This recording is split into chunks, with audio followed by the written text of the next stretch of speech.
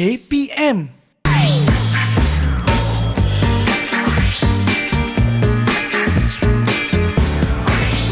Didik TV KPM. Assalamualaikum dan salam sejahtera kepada semua penonton Didik TV KPM. Apa khabar semuanya?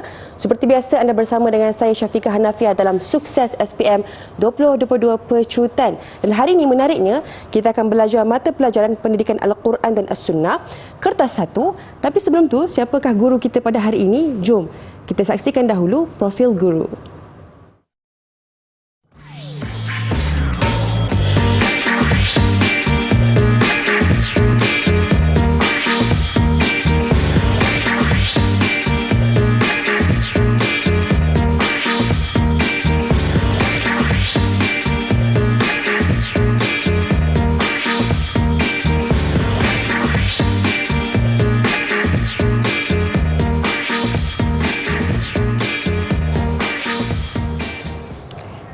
Baik, bersama dengan kita pada hari ini di studio Ustaz kita, Ustaz Ayub bin Muhammad Ari daripada Sekolah Menengah Kebangsaan Seksyen 18 Shah Alam Selangor. Assalamualaikum Ustaz. Waalaikumsalam warahmatullahi wabarakatuh. Ustaz, apa khabar hari ini? Alhamdulillah sihat. Alhamdulillah sihat. Saya pun sihat alhamdulillah. Jadi insya-Allah hari ini Ustaz kita nak belajar berkenaan dengan pendidikan Al-Quran dan As-Sunnah kertas 1 untuk murid-murid kita dapat tahu strategi ataupun tips daripada guru kita. Jadi saya persilahkan Ustaz kepada Ustaz kelas pada hari ini. Persilakan. Terima kasih Syafiqah. Jadi murid-murid yang dimati sekalian, jadi pada waktu ini kita akan bercerita tentang bagaimana kita nak menjawab kertas 1 pendidikan Al-Quran dan Al-Sunnah. Saya mulakan dengan soalan yang ketiga dan yang keempat dalam bahagian B. Okey, soalan ketiga dan empat iaitu untuk soalan ketiga kita akan masuk ulum Al-Quran dan juga Al-Hadis, ulum Al-Hadis. Dan soalan keempat pula ialah untuk akidah Islamiah dan juga akhlak Islamiah. Cumanya untuk nak memudahkan murid-murid fokus dalam SPM nanti, murid-murid kena alert ataupun kena perhatikan bahawa dalam soalan tersebut dia ada respon terbuka dan respon tertutup. Syafiqah, apa dia respon terbuka? Respon terbuka maknanya soalan ataupun anda perlu menjawab pada soalan itu jawapan yang munasabah. Mungkin contoh kesan, kelebihan, kepentingan ataupun usaha dan tindakan. Adapun soalan respon tertutup ialah berkaitan dengan pengertian, berkaitan dengan hadis ataupun dalil, ataupun apa-apa yang berkaitan dengan ciri. Jadi itu yang murid kena fokus, supaya tak lari ketika menggarap jawapan. Begitu juga dengan soalan yang keempat, akidah Islamiah dan juga akhlak Islamiah, di mana murid juga kena fokus. Di sana ada soalan respon terbuka dan respon tertutup. Jadi supaya nak memudahkan mereka nak cerakinkan apakah jawapan-jawapan yang sepatutnya mereka jawab atau garap nanti. Kemudian Syafiqah, untuk ulum Quran, kita mulakan dengan ulum Quran. Ini dia maknanya standard kandungan ataupun dulu disebut sebagai tajuk lah yang mesti mereka kuasai. Ada 6 untuk ulum Al-Quran, 3 tingkatan 4 dan 3 tingkatan 5. Jadi maknanya pelajar mesti kena fokus ke semuanya kerana itu adalah sukatan yang perlu mereka kuasai ataupun tajuk-tajuk yang mereka kuasai. Okey, sebagai contoh, fokus utama ketika nak menjawab, mesti mereka menguasai pengertian. Maknanya dalam buku ataupun tajuk setiap standard kandungan tu dia ada pengertian. Jadi kita kena kuasai. Sebab termasuk dalam yang saya sebut tadi Syafiqah, ia termasuk dalam respon tertutup. Jadi kena ikut dalam buku. Maknanya tak boleh buat sendiri. Kalau buat sendiri maknanya tidak menepati kehendak peraturan permakahan. Ataupun ciri, mesti ada ciri ke, syarat ke, ataupun benda-benda yang berbentuk khusus, ini pun mesti dikuasai. Contoh ciri-ciri ayat Makkiyah atau Madaniyah, mereka kena kuasai. Itu sangat penting. Kemudian kepentingan. Kepentingan antara subtajuk yang ada dalam buku teks, jadi ada dalam di SKP, dan juga usaha dan tindakan. Jadi mereka kena baca, walaupun kepentingan usaha dan tindakan ini dia termasuk dalam respon terbuka, tetapi murid kena menguasai juga bentuk jawapan tu macam mana. Tengok dalam buku teks bentuk jawapan, kemudian mereka boleh menggarap jawapan dengan baik. Okay, sebagai contoh, ini soalan yang kita boleh tengoklah. Okay. Di sana ada maknanya ni respon tertutup, ataupun dalam arti kata lain jawapan mesti tepat. Ini dalam bahagian A lah. Kata satu tu ada bahagian A, objektif. Jadi contoh, tuliskan ayat yang sesuai dengan pernyataan berikut. Ini pengertian lah. Tapi dinyatakan pernyataan dia. Ayat yang diturunkan selepas hijrah, diturunkan di Madinah, okay, dan ditujukan kepada penduduk Madinah. Jadi maknanya nak cerita dari sini, kalau murid menguasai pengertian tadi, dia boleh jawab. Agak-agak apa jawapannya Syafiqah dan Syafiqah ni? Kalau ikutkan sebab selepas hijrah, saya ambil jawapan dia ayat Madinah. Ya, tengok jawapan. Betul, ayat Madaniyah. Ini antara benda-benda yang murid kena alert lah, sebab pengertian ini boleh keluar dalam bahagian A, objektif, dan juga bahagian B, subjektif. Baik. Jadi maknanya dia sentiasa keberangkalian tu memang ada lah, sebab dia antara respon tertutup yang murid kena tahulah. Okey, kemudian untuk soalan yang selanjutnya, ini supaya murid tahu, jelaskan pengertian ayat Madaniyah. Ini dinyatakan istilah, jadi murid kena menulis jawapan dalam bentuk pernyataan. Tadi itu sebaliknya. Tadi itu dinyatakan pernyataan, murid diminta menjawab dalam bentuk istilah. Baik. Yang ini dinyatakan pernyataan dia, jadi kena letak istilah apa dia. Okey, contoh kat sini kan. Okey. Ayat Madaniyah. Okey, jelaskan, kita buat soalan dulu. Baik. Jelaskan pengertian ayat Madaniyah berdasarkan pendapat yang paling masyhur. Ini kena hati-hati, sebab di sana ada 3 pendapat. Jadi sebab itu kalau fokus betul-betul, kalau murid tak berhati-hati, maka boleh menyebabkan mereka tersilap. Sebab dikata paling masyhur dari sini. Kecuali kalau tidak ditentukan dengan perkataan paling masyhur. Jadi kita boleh jawab mana-mana jawapan. Sebab dia ada 3, tempat, kemudian penduduk, kemudian sasaran, dan juga waktu. Jadi waktu atau masa ini yang paling sempurna lah, paling bagus lah. Okey. Jadi kena tulis. Okey, berdasarkan pendapat yang paling masyhur ialah ayat yang diturunkan selepas hijrah walaupun di Mekah. Nampak dia punya perbezaan tu. Okey, tak kira dia turun di mana, tapi kalau selepas hijrah itu ayat Madaniyah. Itu antara benda-benda yang murid kena kuasai agar mereka tidak tersilap ketika menjawab. Sebab pengertian tu ada banyak dinyatakan di situ. Okey. Kalau kita boleh faham, insya-Allah tak ada masalah. Okey, ini contoh yang kedua berkaitan dengan syarat tadi, Syafiqah. Okey.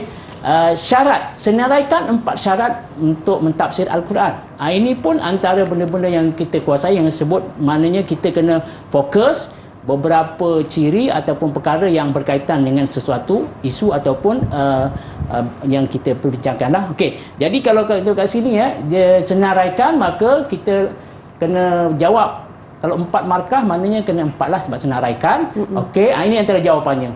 Jadi sebab itu ketika menjawab soalan kena hati-hati. Okey, sebab di sana ada banyak dia punya ciri-ciri dia, cuma kita hanya perlu letak 4 saja. Maknanya kalau letak 3 tak dapat markah lah. Bukan tak dapat markah, maknanya markah tu kurang, 1 kurang. Tapi kalau kita letak lebih sikit, okey, ataupun 5 ke, tak ada masalah. Yang penting 4 menepati kehendak soalan di situ. Okey, kemudian yang ketiga ni, ini kepentingan pula yang saya sebut tadi. Kepentingan ni antara perkara ataupun murid kena pastikan menguasai dalam bentuk garapan jawapan. Okey, jadi saya cadangkan kalau ada soalan kepentingan, okey, kalau sebagai contoh kat sini, 2 kepentingan Al-Quran sebagai wahyu dalam kehidupan, supaya murid dapat satu jawapan yang maknanya yang mantap, saya cadangkan supaya murid memulakan jawapan dengan perkataan dapat. Maknanya kalau kepentingan, kelebihan, hikmat, keperluan, lagi apa ya, yang sewaktu dengannya lah. Sebab kita pun tak tahu dia punya soalan macam mana, tapi benda-benda ini supaya mendapat jawapan yang lagi tepat, maknanya mulakan dengan dapat. Supaya jawapannya itu dapat disasarkan dengan betul. Kalau tidak, seolah-olah saya andaikan seperti tidak jejak ke bumi. Jawapan tidak jejak ke bumi. Tapi kalau dapat, maknanya benda yang kita dapat apa dia? Berlainan dengan untuk soalan seterusnya, iaitu usaha dan tindakan. Usaha dan tindakan, biasanya murid-murid juga dia kurang menjawab dengan tepat, kerana isunya mereka nak mulakan dengan apa. Yang tadi kepentingan, yang ini usaha dan tindakan macam mana. Jadi saya cadangkan, antara jawapan yang boleh kita sesuaikan, iaitu kita mulakan dengan sentiasa. Sebab apakah usaha? Kita adalah sentiasa. Contoh, usaha untuk menggunakan Rasam Osmani sebagai panduan dalam memahami Al-Quran. Jadi jawapannya ialah antaranya sentiasa mendalami ilmu Dhabtul Quran. Dhabtul Quran ni maknanya berkaitan dengan baris lah kan. Baris Al-Quran. Untuk memahami fungsinya dalam Al-Quran.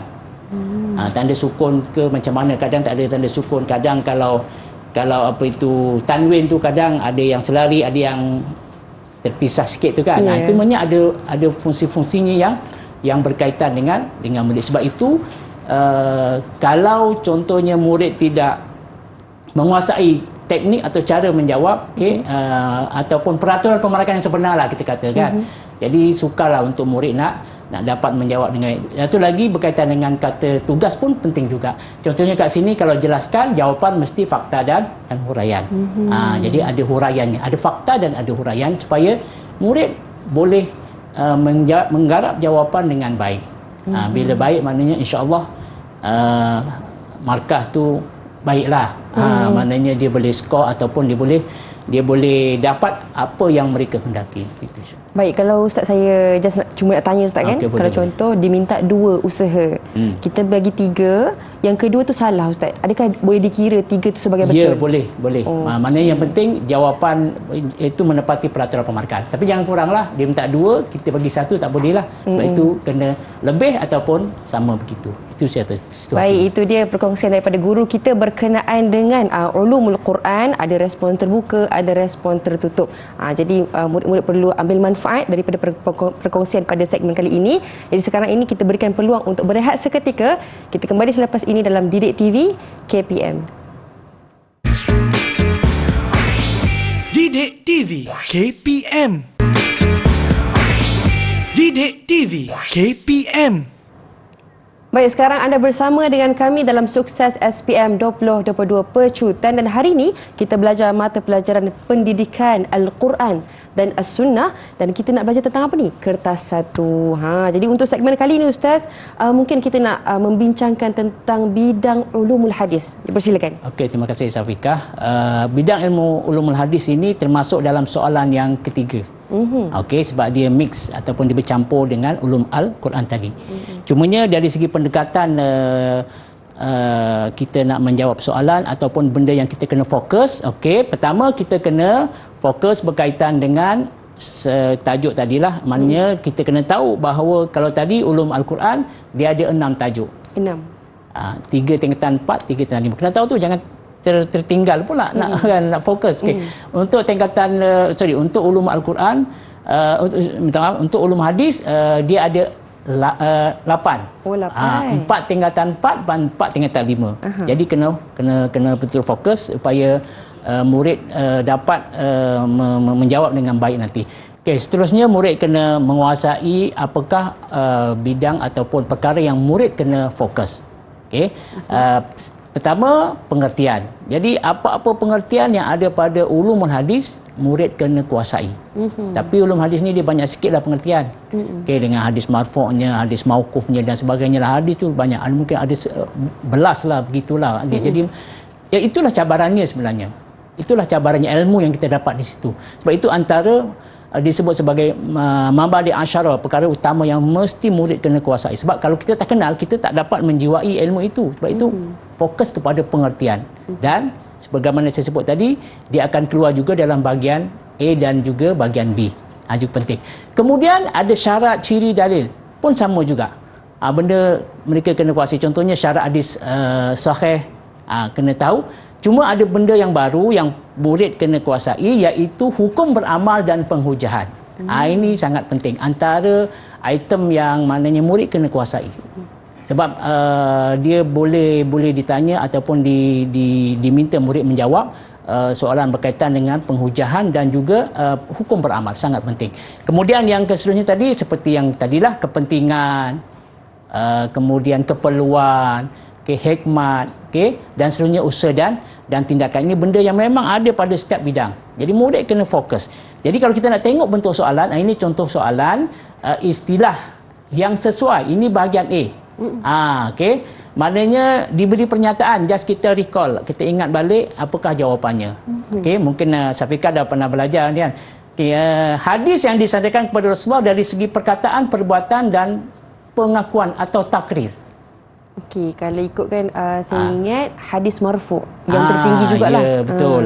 Jawapannya hadis marfu, kena tulis. Okey, untuk jawapan bahagian A ni, murid tidak boleh menulis jawapan mungkin lebih daripada 3 patah perkataan gitulah, sebab dia objektif kan. Jadi hadis marfu lah. Okey, begitu situ situasinya, kena tahu. Cuma perlu tulis semula Ustaz hadis yang disandarkan. Dia kalau dia dalam peperiksaan tulis dalam satu kertas bahagian A ada 20 soalan, just tulis saja jawapannya seketul hadis marfu begitu. Okey, baik. Jawapan saja, tak perlu tulis soalan. Sebab nak memudahkan menyemak, pemeriksaan dan sebagainya. Okey, soalan seterusnya ialah ni macam sebut tadilah. Okey, pengertian hadis mutawatir lafzi. Jadi mutawatir lafzi ni bila kita menjawab, mungkin tadi saya lupa nak maklumkan, maknanya kalau boleh jawapan mesti ada mukadimah jawapan. Mukadimah jawapan. Contohnya ni, tulis macam ni. Pengertian hadis mutawatir lafzi ialah, kenapa mukadimah jawapan? Sebab ada 2 situasi win-win situation. Pertama, untuk murid dia mudah untuk menyemak. Itu jawapannya yang ada kat situ. Dia mudah untuk menyemak. Yang kedua, kalau guru dia nak memeriksa, maka dia dapat recall balik calon ataupun murid ini dia menjawab apa. Itu maknanya win-win situation dah. Ada kebaikannya di pihak calon ataupun di pihak pemeriksa ataupun guru lah. Dan guru macam saya lebih suka murid letak mukadimah sebab mudah kita dan menghindarkan daripada tersilap ketika kita memberi markah dan sebagainya. Itu penting. Ini bahagian yang seterusnya ialah ini yang jawapan yang penting. Hukum beramal mesti ada, mesti kuasai. Sebab kalau ulum hadis dia tidak berlari pada hukum beramal, dan antara bentuk soalan yang trending ataupun yang biasa maknanya murid kena tahulah. Murid kena tahu supaya itulah dia punya objektif dia mempelajari ulum hadis. Tahu maksud, tahu pengertian, contoh hadis dan juga hukum beramal. Sebab dengan menguasai ulum hadis ini kita dapat memastikan sama ada boleh beramal ataupun tidak hadis tersebut. Jadi kalau begini jawapannya begini. Seperti biasa ada mukadimah jawapan, kemudian boleh beramal dan berhujah sekiranya memenuhi syarat hadis sahih. Itu yang dikatakan kalau jelaskan dia ada fakta dan huraian. Jadi kalau dijawab boleh beramal saja dan berhujah, 1 markah. Jadi maknanya di sini kalau dia ada huraian sekiranya memenuhi syarat hadis sahih, maka di situ dia layak dapat 2 markah sebab fakta dan huraian. Jadi mungkin nampak macam simple, tapi itulah kena hati-hati murid calon supaya dia tidak tersilap ketika menjawab. Kadang-kadang kerana teknikal menjawab ini mereka akan kehilangan markah kerana daripada inilah tiada huraian dan sebagainya. Jadi murid kena hati-hatilah. Okey, seterusnya Syafiqah ini yang sebut penghujahan tadi. Jadi penghujahan ini maknanya kita tulis ataupun jawab, dia ada beza, satu hukum beramal, satu penghujahan. Jadi macam mana nak jawab? Okey. Jadi nak bagi perbezaan. Okey, penghujahan ni maknanya kita nak ambil dia ataupun tidak. Jadi penghujahan hadis marfu' kalau dia makbul, maknanya diterima. Diterima ni maknanya dia memenuhi syarat hadis sahih, maka dia boleh diterimalah. Itu maknanya makbul. Yang tadi itu pun lebih kurang sama, tapi kena faham dari konsep soalan itu. Okey, mardud ditolak. Okey, hadis marfu' ni ditolak bila situasi bagaimana? Jika tidak menepati syarat hadis sahih. Jadi murid pun kena tahu apa dia syarat hadis sahih. Supaya walaupun tak perlu dinyatakan syarat hadis sahih, tetapi sekurang-kurangnya nanti dia dapat jawapan tu melekat di kepala. Hadis sahih dia ada 5. Contohnya adil, syaratnya adil. Itu pun mungkin boleh keluar dalam soalan-soalan ya. Okey, sebab kalau tengok soalan trial pun ramai yang begitu adil, dobit, bersambung sanad, tiada sas, tiada ilah. Jadi kesemuanya ini murid kena kuasai supaya mereka tidak tersilap ketika menjawab penghujahan dan juga hukum beramal. Dan yang seterusnya tadi selain itu ialah usaha dan tindakan dan juga kepentingan tadi pun lebih kurang sama macam tadilah Syafiqah. Maknanya murid-murid kena menjawab kalau kepentingan, saya cadangkan murid mulakan dengan apa Syafiqah ingat tak? Dapat Okey, satu. dapat je lah. Maknanya untuk kepentingan, keperluan, satu lagi usaha dan tindakan sentiasa. Kita mulakan dengan sentiasa. Adakah jawapan lain? Boleh. Tetapi maknanya ini memudahkan untuk kita nak menjawab. Okay. Saya rasa, Ustaz. Itulah untuk ulumul hadis. Mungkin ada sedikit rumusan ringkas Ustaz untuk segmen kali ini. Okey. Saya rasa dia berlainan dengan soalan lain sebab dia berkongsi soalan. Dia berkongsi soalan, jadi murid kena baca banyak. Tapi mungkin masa ataupun soalan yang dikemukakan mungkin dia agak sikit berbanding soalan 1 dan 2. Itu kesimpulan. Jadi mana kena baca juga, tapi yang ditanya mungkin agak terhad kerana dikongsi. Markah tu 20 tu kongsi, yang lain tu tidak kongsi. Itu maknanya kena banyak bacaan lah supaya dapat ilmu, insya-Allah. Baik, itu dia perkongsian daripada guru kita berkenaan dengan ulumul hadis bahagian A dan B dalam kertas 1 pendidikan Al-Quran dan juga As-Sunnah. Jadi sekarang ni kita nak berehat seketika Ustaz. Kita kembali selepas ini dalam Didik TV KPM. Didik TV KPM.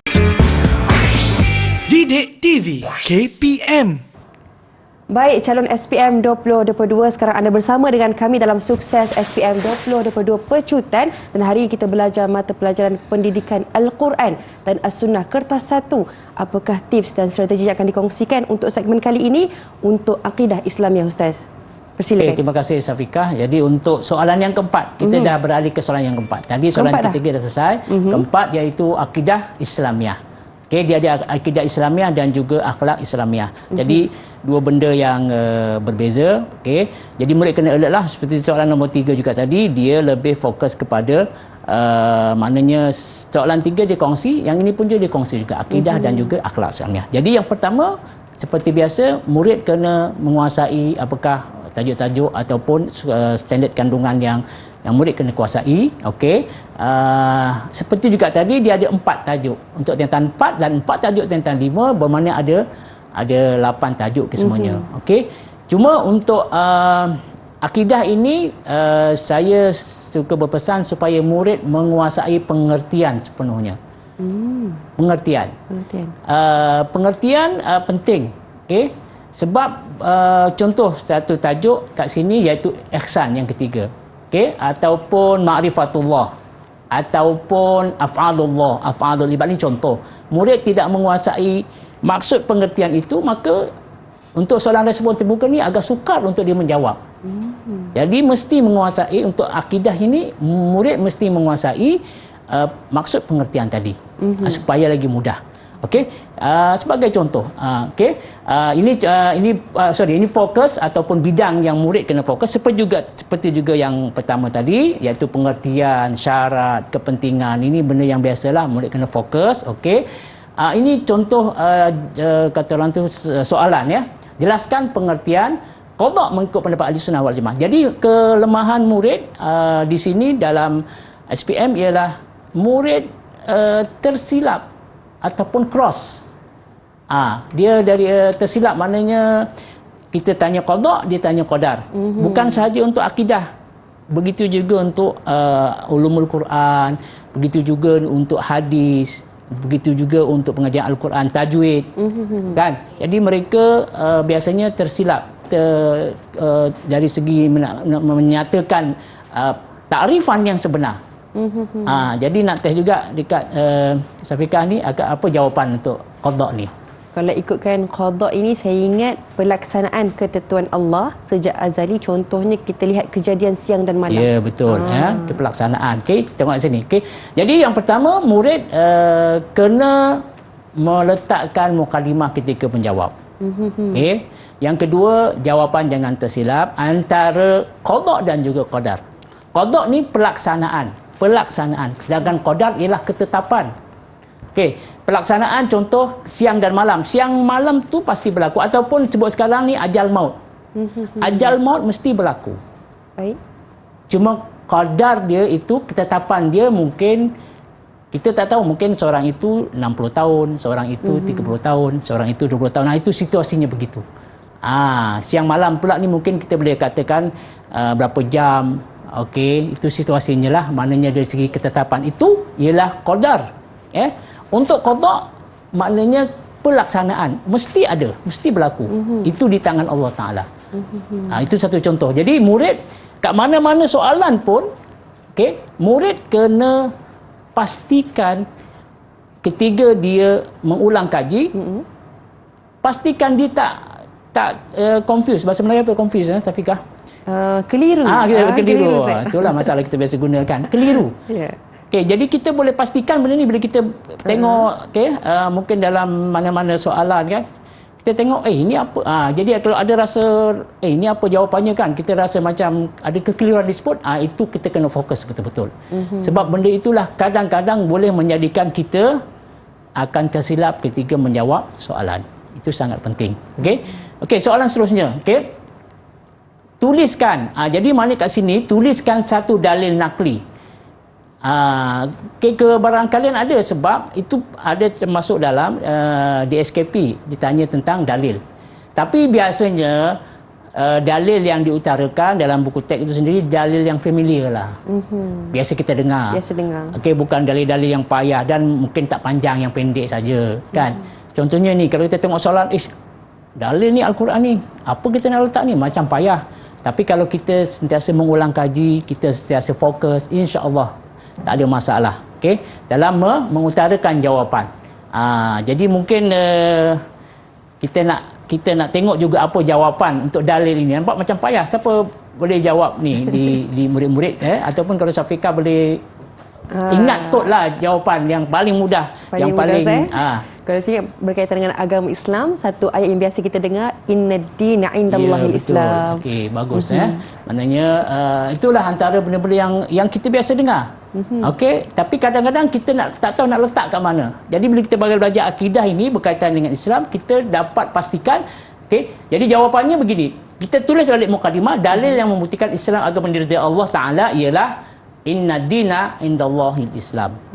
Tak payah letak ayat ataupun surah pun tak jadi masalah, sebab dia nak dalil itu saja dan familiar, dan buku teks pun ada. Mana bukan tak ada. Itu antara satu contoh. Dan dalil ini juga boleh keluar dalam mungkin akhlak, mungkin pengajian Al-Quran, mungkin pengajian hadis. Okey, ikut bergantung dengan dia punya tajuk yang kita belajar. Okey, seterusnya Safiqah ini kepentingan tadi. Ada lagi soalan kepentingan. Jadi bila kepentingan, dia masih lagi respon terbuka. Sebab dalam buku teks, memang dalam DSKP sendiri memang ada soal yang berkaitan dengan kepentingan. Jadi murid memang kena kuasai. Itulah yang saya sebutkan tadi, objektif kenapa kita mempelajari berkaitan dengan kepentingan itu. Kan? Satu contoh kat sini. Kita belajar Islam sebagai adin dalam kehidupan. Apa kepentingan yang kita boleh dapat daripada mempelajari Islam sebagai adin itu? Jadi contoh jawapannya macam tadi, kita mulakan dengan dapat supaya mudah. Kalau orang tanya, Ustaz, kalau contoh saya tulis jawapan tak guna dapat, boleh tak? Boleh sekiranya menepati, relevan, sesuai. Tapi sukar juga kita nak mencari jawapan begitu, sebab kita tak ada satu pendekatan yang boleh kita ambil. Tapi kalau kita letak dapat tu, mudah kita nak garap jawapan. Okey, dapat membersihkan hati agar usaha dan niat ikhlas kerana Allah Taala. Jadi kan maknanya bila kita ingat Islam sebagai adin tu, kita dapat. Maknanya kepentingan tu kita dapat. Baik. Usaha pula nanti bagaimana kita mencapai. Itu cara pendekatan yang sebab saya tengok kadang murid dia tak boleh nak menggarap jawapan itu. Usaha itu bagaimana kita nak mencapai. Kepentingan tu dapat. Jadi itu situasi dia. Okey, kemudian kalau berkaitan dengan tindakan pula, disebut usaha dan tindakan atau tindakan, maknanya apakah proses ataupun cara kita nak mendapat. Baik. Kita mulakan dengan perkataan sentiasa. Ataupun dengan yang perkataan boleh juga kita gunakan istilah aplikasi, Syafiqah. Aplikasi. Jadi murid juga boleh guna aplikasi. Kita hendaklah sentiasa. Begitu. Maknanya untuk mendapat kita kena mengaplikasikanlah. Okey, contoh kat sini kan. Satu tindakan yang boleh dilakukan untuk meningkatkan keimanan kepada Allah Taala. Dia banyak cara sebenarnya. Kan? Jadi apakah usaha kita supaya kita dapat meningkatkan keimanan. Jadi oleh sebab itu kalau kita mulakan dengan sentiasa atau aplikasi tadi, contoh kat sini, okey, kita adalah sentiasa memperbanyakkan benda yang berterusan. Baru dapat yang disebut tadi supaya kita dapat menjawab dengan baik, dan yang penting sebenarnya kita dapat amalkan dalam kehidupan. Kita faham dan kita terjemahkan dalam bentuk jawapan, akhirnya nanti benda itu kita akan dapat amalkan dalam kehidupan. Itu sangat penting. Okay? Jadi yang benda ini murid-murid kena jangan tersilaplah dari segi bentuk jawapan dan sebagainya. Sebab kalau kita tengok dalam buku teks pun, setiap tajuk tu memang itu situasinya. Jadi murid kena kuasai begitu. Baik, yang saya boleh dapat kat sini bahawa penting ni kalau kita faham apakah kata kunci untuk jawapan tersebut. Contohnya tadi sebagai usaha kita sentiasa. Ya, betul. Kalau satu lagi tu kepentingan ataupun ciri-ciri ataupun keperluan. Keperluan, hikmat, kelebihan. Kepentingan, keperluan dan hikmat, kelebihan. Kadang-kadang dia tak semestinya dia minta kepentingan, mungkin keperluan, mungkin hikmat, mungkin kelebihan atau kesan. Kan? Maknanya itu antara soalan yang penting untuk maknanya kita tahu. Fokus utama. Supaya kita tidak tergelincir ketika kadang murid dia gini, Syafiqah, dia baca tapi apa aku nak baca ni? Sebab dia tidak menguasai format. Bila dia menguasai format, dia boleh fokus. Bila dia fokus, dia akan dapat menjawab dengan baik, insya-Allah. Baik, itu dia perkongsian daripada guru kita berkenaan dengan akidah Islamiah, soalan yang akan diberikan dalam kertas 1 pendidikan Al-Quran dan As-Sunnah. Jadi sekarang ni Ustaz, kita nak berehat seketika. Kita kembali selepas ini Didik TV KPM. Didik TV KPM. Didik TV KPM. Baik, sekarang anda bersama dengan kami dalam Sukses SPM 2022 Pecutan, dan hari ini kita belajar mata pelajaran pendidikan Al-Quran dan As-Sunnah untuk kertas 1. Apakah tips dan strategi Ustaz untuk segmen kali ini tentang akhlak Islamiah? Dipersilakan. Okay, terima kasih Syafiqah. Jadi kita masih lagi dalam soalan yang keempat Syafiqah, iaitu bidang yang terakhir, iaitu akhlak Islamiah. Okay. Jadi dalam akhlak Islamiah, apa yang perlu kita kuasai macam tadi juga tidak boleh ditinggalkan, iaitu menguasai tajuk atau sukatan standard kandungan. Baik. Apa yang keluar, apa yang boleh kita fokus. Cumanya kita dapat simpulkan kat sini, dia macam akidah Islamiah juga, dia ada 8 standard kandungan. Dan kalau kita tengok dari segi kandungan tajuk itu, kebanyakannya memang kita sudah sedia maklumlah. Maknanya macam tazkiyatun nafs, menjaga penampilan diri, penting tu. Menjaga pergaulan, benda-benda yang sangat penting. Jadi untuk murid. Jadi di samping kita belajar, kita boleh amalkan. Jadi untuk SPM Al-Quran Sunnah nanti ada 4 perkara yang boleh saya kongsi dengan murid-murid, yang mereka kena fokus. Iaitu pengertian, kemudian syarat, ciri kalau ada lah. Sebab kadang-kadang satu tajuk tu tak ada, tapi kalau ada, fokus, kepentingan, keluar lagi kepentingan, keperluan, kelebihan, hikmat, kesan, dan juga usaha dan tindakan. Jadi benda-benda macam ni murid kena pastikan mereka menguasai. Macam saya sebut di awal tadi, maknanya faham format, maka dia tahu apa nak fokus, dan dia akan menguasai kandungan ataupun konten yang ada pada standard kandungan itu tadi. Jadi contoh soalan yang pertama, Dia benda yang kita memang biasa kita jumpa. Okey, antaranya ialah dalam bahagian A, respon tertutup ya. Ni objektif. Contoh kan, ini tajuk contoh soalan pertama, menyeru manusia melakukan kebaikan. Biasa kita dengar menyeru manusia melakukan kebaikan. Jadi kalau kita, sebab itu kadang-kadang Syafiqah dan juga murid-murid, ada satu benda yang saya nak tekankan di sini. Kepentingan kita menguasai tajuk, sebab kadang-kadang kita ni kan tajuk itu kita dah dapat tahu. Ni menyeru manusia melakukan kebaikan. Oh, ada satu tajuk apa? Kita dapat tahu jawapannya begitu. Itu penting juga tu. Jangan main baca saja kan. Sebab itu boleh membantu kita untuk menjawab soalan. Itu antara, sebab tajuk itu mesti dia, konten dia mesti sama. Dia bertalian lah, maknanya mencakupi apa yang dibincangkan. Jadi kalau kat sini menyeru manusia melakukan kebaikan, maka jawapannya kalau siapa nak jawab ialah amar ma'ruf. Amar ma'ruf. Jadi dia berbeza tu. Okey, amar ma'ruf. Kalau kita mencegah daripada melakukan kemungkaran, jawapannya nahi mungkar. Jadi benda yang simple saja. Jadi kalaulah di kelun soalan contoh kan, apakah pengertian amar ma'ruf? Maka jawapannya menyeru manusia melakukan kebaikan. Itu yang dikatakan menguasai format, tak ada masalah. Mereka boleh fokus ataupun menggarap jawapan tu, tak ada masalah. Itu penting tu. Okey, dari segi murid-murid, persediaan murid untuk peperiksaan untuk akan datanglah. Okey, kemudian yang seterusnya dalil juga. Okey, tuliskan dalil nakli berkaitan tanggungjawab menziarahi pesakit. Jadi ada anjuran supaya kita menziarahi pesakit sebenarnya. Jadi ada satu situasi, kalau dalil tu panjang macam mana Ustaz? Dalil tu panjang, maka kita ambil yang berkaitan saja. Okey, yang berkaitan saja, kerana panjang kalau boleh semua lagi bagus. Tapi maknanya itu dah mencukupi untuk jawapan. Contoh kat sini, okey, agak panjang sikitlah, tapi sebenarnya murid boleh tulis yang bawah itu, wa iza marida fa'udhu. Itu pun cukup. Itu yang nampak panjang kan? Itu macam mukadimah. Okey, maknanya ada muslim dengan muslim ni, dia ada enam tanggungjawab. Okey, antaranya ialah apabila sakit kita kena ziarahi. Itu penting tu. Okey, wa iza marida fa'udhu, kita kena ziarahi. Itu sangat penting. Okey, ini contoh jawapanlah. Okey, jadi kena berselit kod lah benda tu. Kita tertinggal ke, jadi kita boleh fokus selepas ini supaya kita dapat menggarap jawapan dengan baik. Okey, seterusnya ini untuk bahagian A, iaitu objektif. Ini satu contohlah berkaitan dengan kepentingan, berkepentingan dan juga yang berkaitan dengan akidah akhlak tadi, iaitu isi tempat kosong. Okey, berdasarkan pilihan jawapan.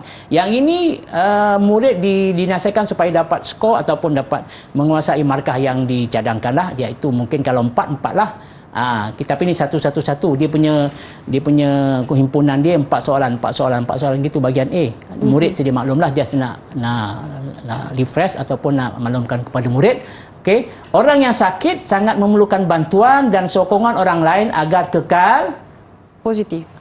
Tengok jawapannya betul tak? Positif. Jadi maknanya jawapan kita boleh kuasai. Okey, sebab ada pilihan jawapan. Sebab itu kalau untuk format ini, isi tempat kosong berdasarkan contoh jawapan, murid tak boleh skor rugilah.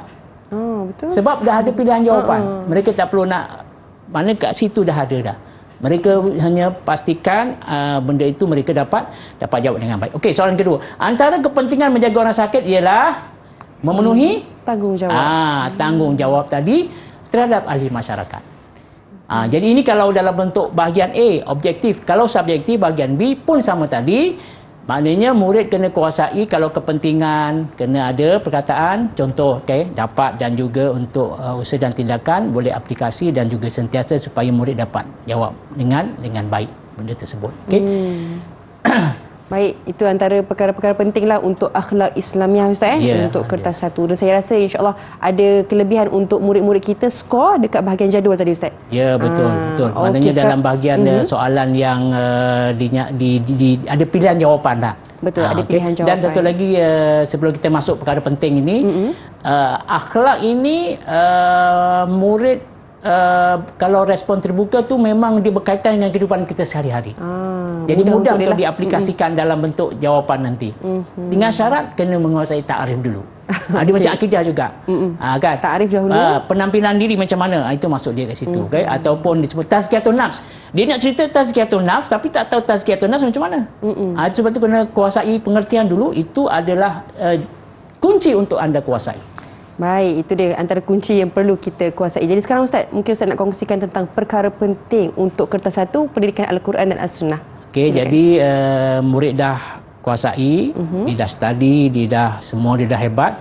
Jadi sekarang kita nak apakah perkara-perkara yang penting yang perlu tidak dilupakan lah.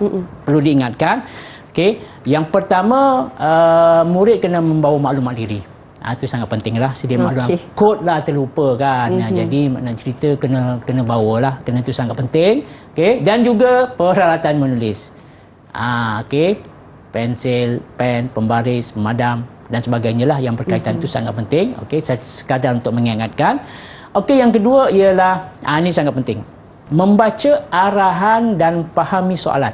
Ada dua tu. Arahan tu. Kalau Al-Quran dan As-Sunnah, kena pastikan bahagian A, objektif berbagai bentuk 20 markah itu kena tulis pada buku jawapan. Okey. Jangan tulis pada kertas soalan. Sebab berlaku tulis daripada kertas soalan.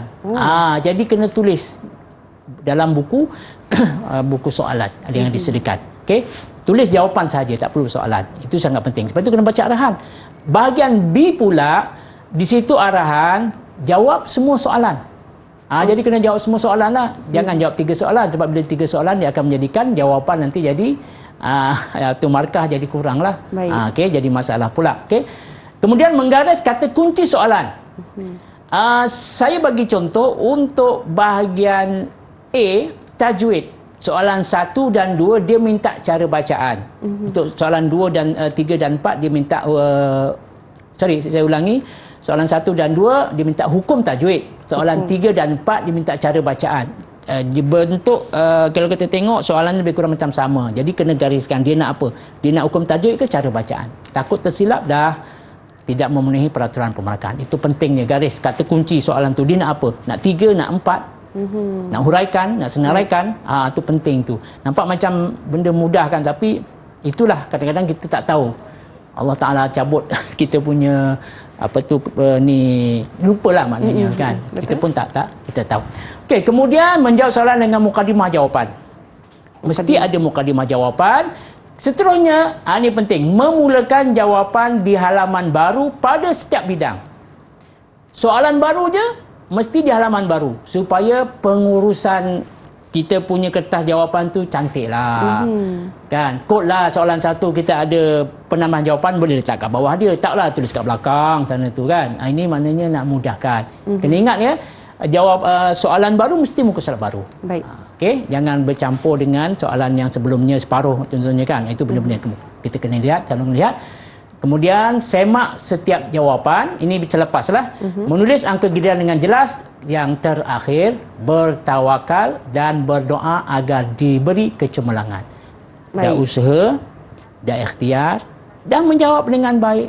Kita bertawakal dan doa mudahan Allah Ta'ala memberi kecemerlangan dalam bukan sekadar peperiksaan itu tapi semua peperiksaan insya-Allah. Jadi itu dia antara perkara penting yang dititik beratkan untuk calon-calon SPM. Jadi Ustaz mungkin ada nasihat ringkas Ustaz untuk murid-murid kita. Silakan. Okey, alhamdulillah, terima kasih Syafiqah. Jadi saya punya nasihat ialah ketika kita hampir peperiksaan kalau boleh kita sentiasalah mengikhlaskan diri kepada Allah Ta'ala. Penting. Jangan cari musuh lah. Mana kita banyak bersabar, buat baik pada semua orang, buat baik pada semua orang, dan yang terpenting ialah kalau boleh kita memudahkan kerja orang, ataupun kita membantu orang, mungkin dari segi sedekah dan sebagainya. Kerana itu sebab bila orang kita memberi sedekah, mesti orang itu akan doakan kita. Jadi mudah-mudahan doa itu termakbul dan kita akan dapat keputusan yang cemerlang, insya-Allah. InsyaAllah. Terima kasih banyak-banyak Ustaz Ayub Muhammad Ali atas perkongsian dan tips yang diberikan untuk calon-calon SPM pada tahun 2022. Dan sekarang ni Ustaz, insya-Allah kita dah disampai kepada penghujungnya. Terima kasih sekali lagi dan terima kasih juga kepada semua penonton yang menonton kami hingga ke hujung siaran. Ingat satu perkara, man jadda wajada. Saya Syafiqah Hanafi. Assalamualaikum warahmatullahi wabarakatuh. Jumpa lagi.